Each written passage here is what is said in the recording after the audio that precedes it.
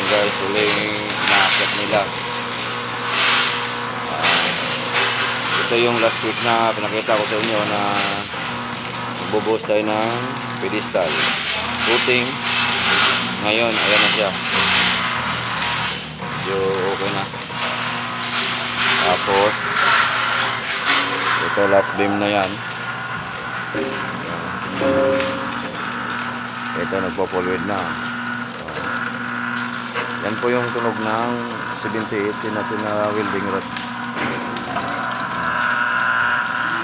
So forward na lang. Nakaset pa tayo.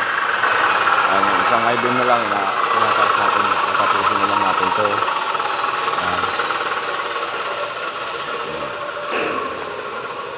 Tapos na lahat yan. Nagkakagan na lang natin ang parley. 2x6 parleys natin.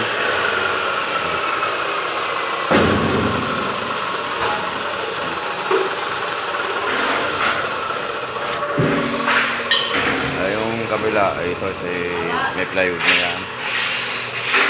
Isa kasi tayo kaya hindi tayo pwedeng magkaroon ng lugar talaga na malinis. Kung malinis to, tablet lang. May kalahati pa tayo dun. Kalahati pa titirahin natin.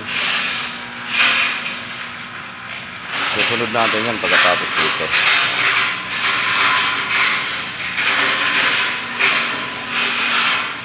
Yung welder nagpo-forward na.